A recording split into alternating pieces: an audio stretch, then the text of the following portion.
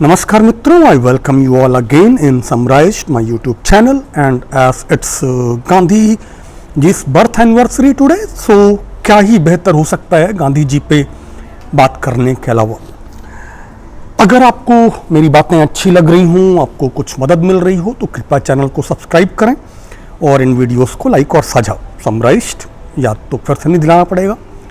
सो गांधी जी, दुनिया का जो सारा इतिहास है वो ज़्यादातर वायलेंस का और वायलेंस को सेलिब्रेट करने वालों का इतिहास। सेलिब्रेट करने वालों का मतलब जिन्होंने वायलेंस के दम पे, हिंसा के दम पे अपना जीवन बनाया। इसके बहुत कम अपवाद मिलते हैं। दरअसल अगर ज़्यादा फैला के कहें तो जैन परंपरा को अगर छोड़ दें, महावीर स्वामी और जितने तीर्थंकर हैं उनको छोड़ दें,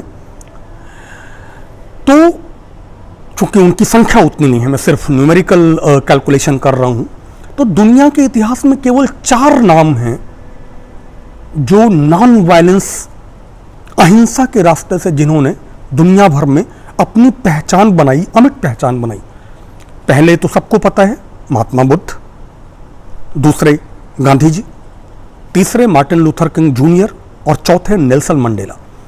these are the only 4 people in the history of the millennia. सहस्त्राब्दियों में, हजारों हजार साल में केवल ये 2 लोग ऐसे हैं जिनकी पूरी पहचान, जिन्होंने अपनी पहचान, जिन्होंने इतिहास में अपने लिए एक मुकाम अहिंसा के रास्ते गढ़ा। बाकी अशोक हों, कलिंगा युद्ध, Ashoka the great, Alexander the great, Akbar the great, आप किसी भी ग्रेट को उठाइए, नेपोलियन बोनापार्टे, इन सब का इतिहास जो है वो हिंसा का इतिहास है, वो युद्धों का इतिहास। So in that sense Gandhi marks a major rupture in the evolution of the history of the humanity, not only the history of India. मैंने आज जब वीडियो बनाना शुरू किया तो मैंने सोचा था कि वीडियो इस पे बनाऊंगा कि हु वाज गांधी, और फिर अचानक से मुझे एक ख्याल आया कि this is like stupid. Sam, what are you doing? Who was Gandhi? Ask who is Gandhi. Gandhi कौन था नहीं, गांधी कौन है। क्यों गांधी कौन है?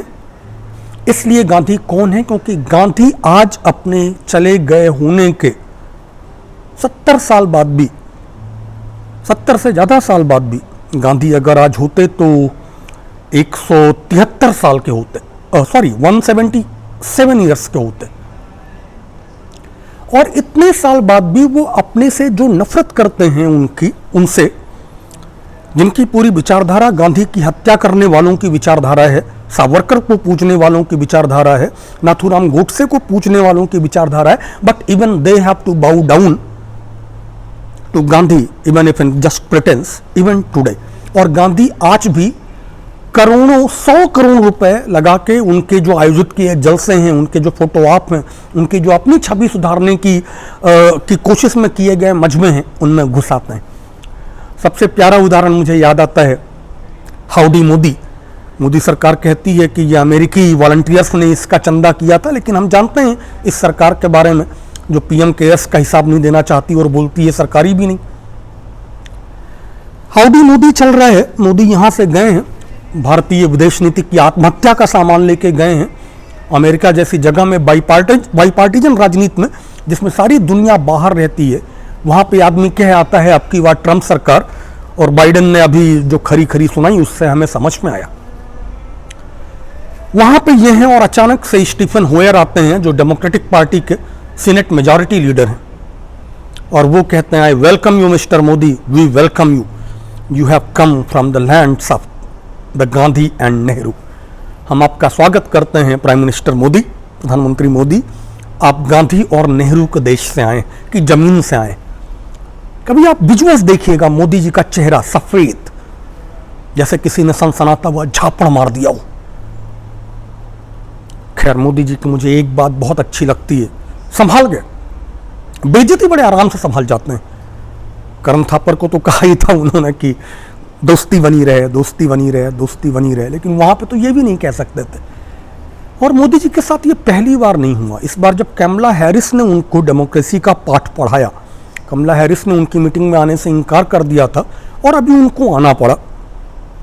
जियोपॉलिटिक्स है। जियोपॉलिटिक्स में यूएस उस तालिबान से भी बात करती है जिस तालिबान को सत्ता से हटाने के लिए वो वहाँ तक उन्होंने क्या नहीं कर दिया, उनको उससे भी बात करनी पड़ती है। So this is basically geopolitics.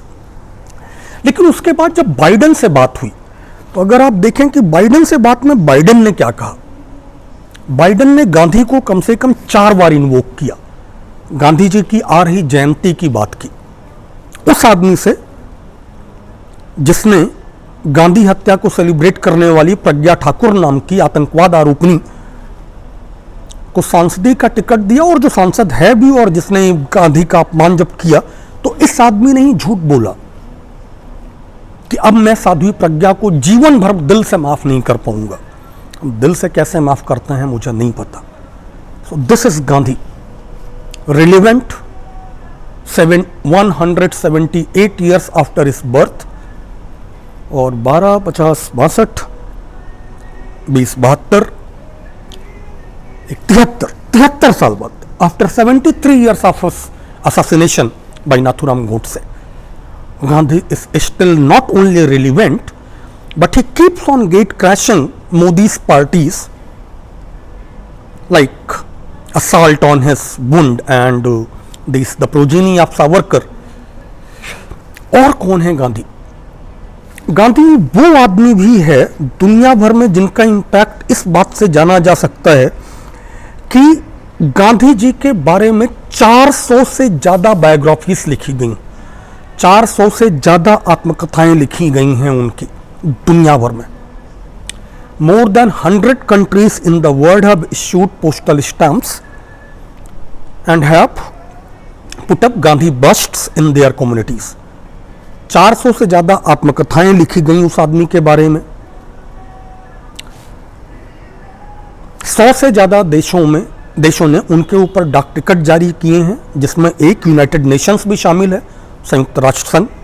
और आगे बढ़िए, बात यहां खत्म नहीं होती। गांधी वो आदमी है जिनके बीते 70 साल में इस देश में हुआ क्या था? तो बीते 70 साल में इस देश में हुआ ये था कि दुनिया में एक international day of non violence है, जो गांधी जयंती को है, 2 अक्टूबर को है, और जिसका प्रस्ताव यूनाइटेड नेशंस में माइंडेड भारत ने नहीं रखा था, इथियोपिया ने रखा था। इथियोपिया ने यूनाइटेड नेशंस में प्रस्ताव रखा कि there should be an international day of non violence, and that day is there on 2 October. This is Gandhi, ये हैं गांधी। और कौन है गांधी? गांधी वो हैं जिनको चर्चिल ने नंगा फकीर तो कहा था, और वाइस रीगल इंडिया ऑफिस में उनके जाने को उन्होंने बहुत सारा बवाल किया कि मतलब ये तो ब्रिटेन के लिए शर्मिंदगी का बायस है।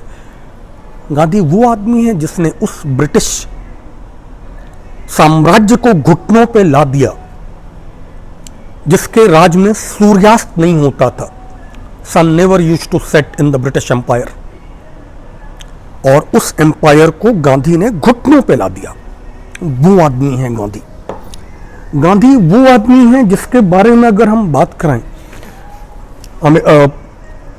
ब्रिटेन में पढ़ा लिखा एक वकील जो कभी सफल नहीं हो पाया अपनी वकालत में, पहले वहाँ नहीं चली, फिर साउथ अफ्रीका गया, साउथ अफ्रीका में उसने आंदोलन किए, और उन आंदोलनों में एक बार जब ट्रेन से फेंक दिए गए वाइट पीपल के लिए रिजर्व कंपार्टमेंट में, so he then came up with a very noble idea like Buddha, like Mahavir,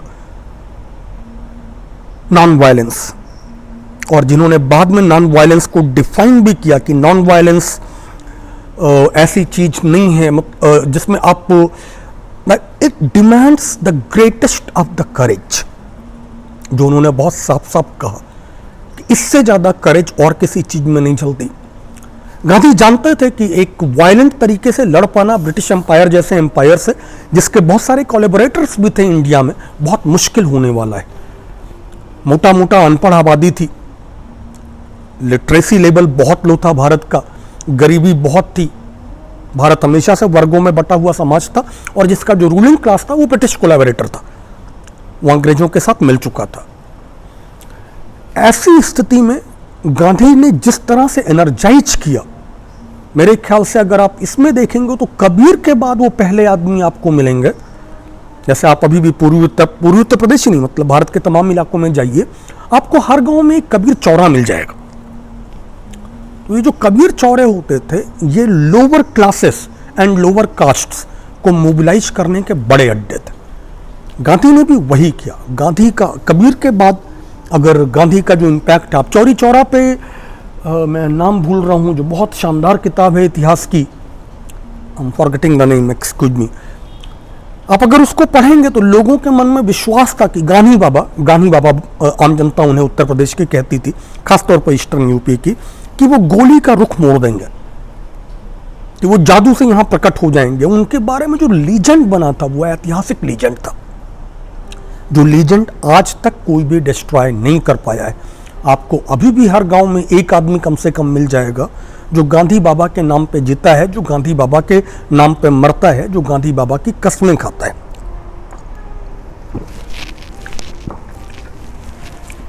और कौन थे गांधी?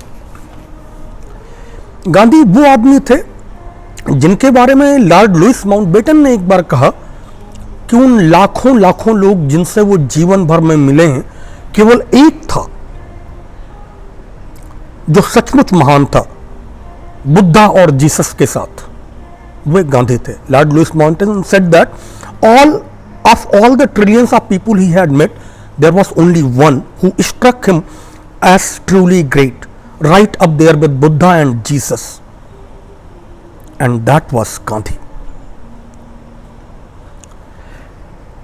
अब ये अगर देखेंगे, और गांधी जी ने ये सब होने के बावजूद कभी अपने आप को खुद महात्मा नहीं स्वीकारा।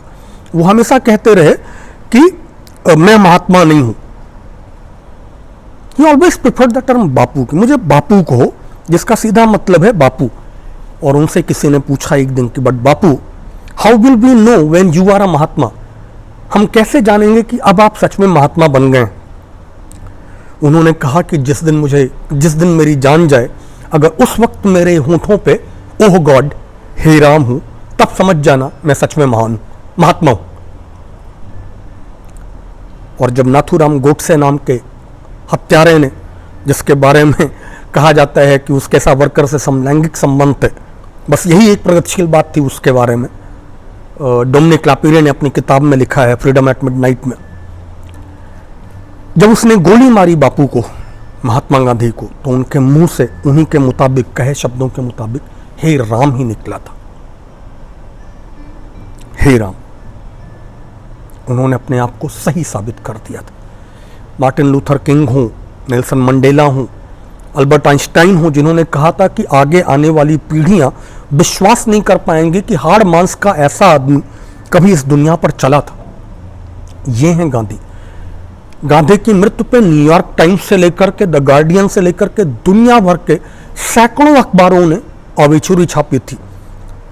न्यूयॉर्क टाइम्स ने तो बाकायदा उनको कहा था कि हिंदू रिफॉर्मर, ये भाजपांडू और संगांडू आजकल कोशिश करते हैं कि गांधी को एंटी हिंदू घोषित करें, साबित करें, कांग्रेस को एंटी हिंदू साबित करें।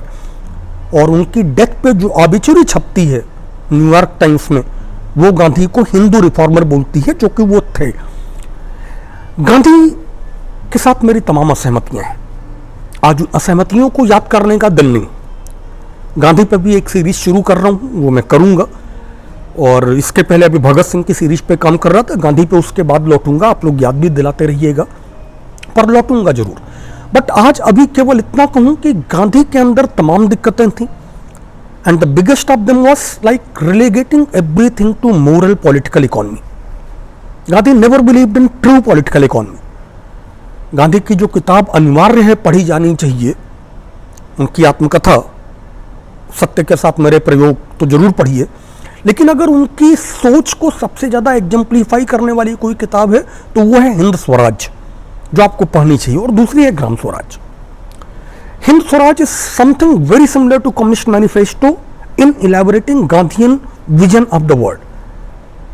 और उस विजन में जो सबसे बड़ी दिक्कत है कि this vision reduces everything to moral political economy, which is not really a great thing to do, like caste. आप अपना मैला साफ करें, आप दलितों की तरह स्वानुभूति करें, सब कुछ सही है, बट इससे कुछ होता है नहीं। Nothing really happens by this. क्यों नहीं होता है? इसलिए नहीं होता है कि जब आप इसको पूर्व जन्म या कुछ कुछ ऐसे में समेट देते हैं तो द कास्ट ऑपरेसर